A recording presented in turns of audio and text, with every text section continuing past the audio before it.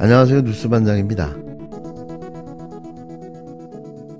임종석 실장은 다른 지역을 투입하는 걸 검토하고 계십니까? 그건 아직까지 그런 논의를 한 바가 없습니다. 지도부가 책임을 갖고 지금의 갈등 국면을 잠재워야 한다고 생각했습니다. 제게 돌아온 답은 차라리 최고위원회에서 물러나라는 답이었습니다. 밀실, 사천, 논란, 불공정, 이 불신의 과정인 이런 공천을 보면서 많은 국민들이 우려하고 있다, 이야기를 했습니다. 전반적으로 총선을 앞둔 당의 방향, 또 당의 어떤 준비 이런 것들을 지적하는 의견들이 많이 있었습니다. 의원님들께서 여러 가지 의견을 주셨는데 우리 당무에 많이 참고하도록 하겠습니다. 이재명 대표는 답변 없었던 걸로. 네, 오늘 한 말씀도 없었습니다. 대표나 혹시 지도부에서는 나와서 아직 아무런 답변이 없었습니다. 우리가 누가 도대체 가결표를 던졌냐? 이 논쟁이 한참 있던 시기에 의원들이 다면 평가를 하고 당직자들도 다면 평가를 하고. 동료 의원들의 평가, 그거 거의 0점 맞은 분도 있다고 합니다. 여러분 아마 짐작하실 수 있을 분이시기도 한 것 같아요. 시스템 공천을 하고 있습니다.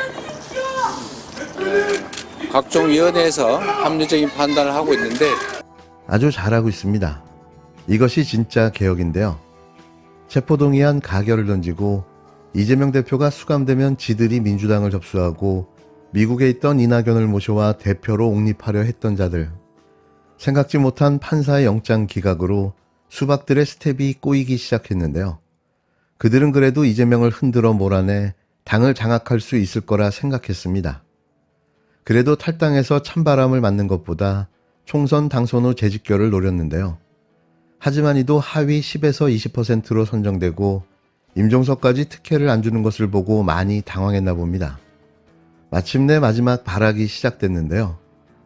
떠나지 않고 남아서 분탕질하는 수박과 이낙연 당으로 합류해 민주당을 흔들려는 수박들이 역할을 나눠 최후의 몸부림을 준비하고 있습니다. 이재명 대표의 이번 공천 개혁을 보면서 한동안 지자체장 시절 보여줬던 그 사이다 같은 시원함이 보이지 않는다는 평가가 지배적이었는데요. 또 행정과 이재명과 정치가 이재명의 간극에 대한 비판적 평들이 줄을 이뤘습니다. 그러나 결국 이재명은 이재명이었는데요. 위기에 있는 대한민국을 위해 이 정권과 본격적인 싸움을 준비해야 하는 대한민국에 사활이 걸린 22대 총선. 그 준비는 당연히 더할 나위 없이 중요한 모멘텀이며 그 결정적 시간이 오자 숨겨왔던 예전의 이재명의 모습으로 다시 되돌아오는 분위기인데요. 흔들림 없는 원칙을 고수하며 몰상식과 불공정에 절대 타협하지 않는 이재명 대표. 역시 이재명은 이 맛이지 싶습니다. 임종석 전 비서실장 얘기로 좀 들리는데요. 지금 중구 성동갑 출마를 고수하고 있고 당에서는 좀 다른데 얘기를 하면서 임 전 실장이 거치에 가장 중요한 좀 내관으로 지금 보이는데 어떻게 풀어야 된다고 지금 보십니까? 최고위원님? 저는 사실 지금까지 단 한 번도 공천을 줘야 된다 말아야 된다 공개적으로 의견을 내본 적은 없습니다. 예. 그러나 지금의 상황으로서는 저는 공천을 하지 않으면 안 되는 상황까지 왔다고 생각합니다. 27일 하루 동안 벌어진 일들을 정리하면 이렇습니다. 물론 모든 분들이 잘 알고 계시지만 그래도 다시 한번 정리해보면 이런데요. 임종석, 느닷없이 총선을 앞두고 갑툭튀한 문제적 인물. 이분은 진작에 정계 은퇴를 선언하고 사라졌던 인사였습니다. 근데 총선을 앞두고 자신의 과거 지역구인 성동갑에 출마하겠다고 선언했는데요. 어떤 누구와도 협의된 바가 없었습니다. 이 지역구는 과거 본인이 2번이나 당선되었던 지역구였는데요. 현재 홍익표 원내대표가 당선돼 국회의원으로 있는 지역구였습니다. 이번 총선에서 홍익표 원내대표는 험지인 서초을로 지역구를 옮기게 됐는데요. 그러면 지금 지역구는 자리가 비게 되고 전략 공천 지역구로 자동 분류됩니다. 이 지역구는 정치 신인 등 신진 인사 혹은 그동안 당을 위해 희생했던 분들 또는 당선 가능성이 높은 인지도를 가진 중진급 인사가 전략 공천되는데요. 그런데 갑자기 정계 은퇴했던 임종석이 느닷없이 나타나 거기는 원래 내 지역구였으니 내가 출마할 거라며 선거 사무소까지 개소해버립니다.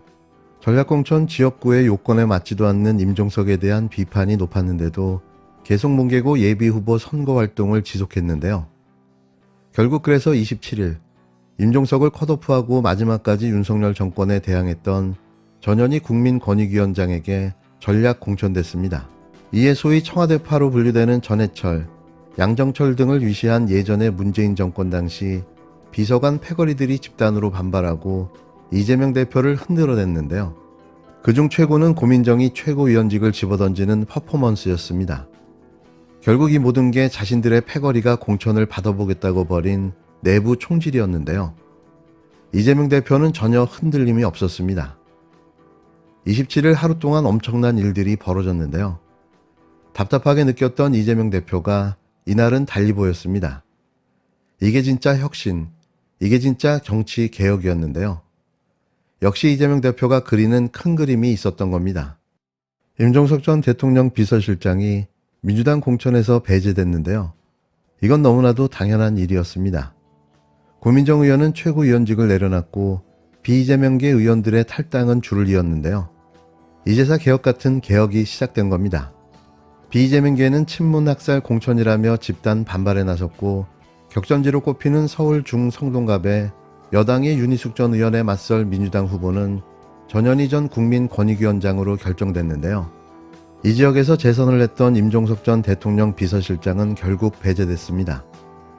공천 결과 발표 직후 잠행에 들어간 임 전 실장은 오늘 기자회견을 열어 입장을 밝히겠다고 또 설레발을 쳐댔는데요. 지가 무슨 할 말이 있을까요? 또 지도부 가운데 청와대 비서관 카르텔이면서 유일한 비명계였던 고민정 의원은 최고위원직을 내려놨습니다. 당무를 거부했다고 하는데 당무가 없어서 문제 제기를 한 거라며 이재명 대표를 정면 비판했는데요. 비공개로 열린 의원총회는 공천 잡음을 둘러싼 비명계 의원들의 성토장이 됐습니다. 주춤했던 비명계 인사들의 탈당 행렬도 다시 이어졌는데요.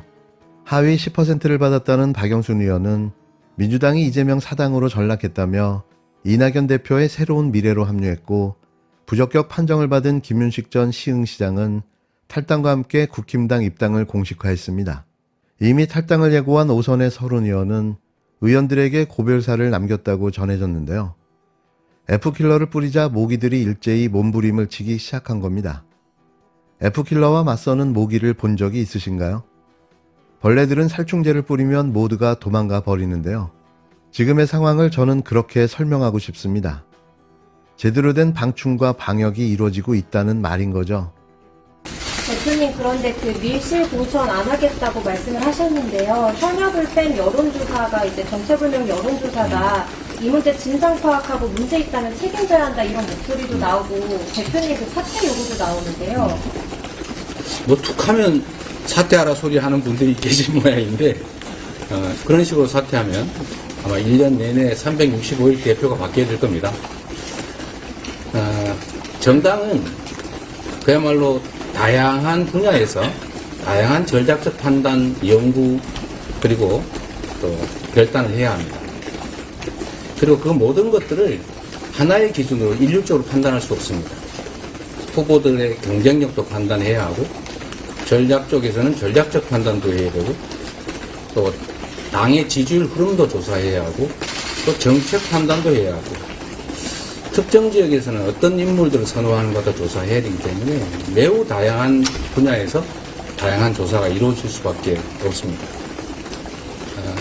필요에 따른 여러 가지 조사들이 있을 텐데 제가 개별적으로 다 파악할 수는 없지만 저는 이게 일상적으로 해오던 정당 내의 조사 업무인데 그걸 과도하게 예민하게 생각하시지 않아주셨으면 좋겠다는 말씀 드리고 싶습니다. 필요한 조사는 충분히 하고 있습니다.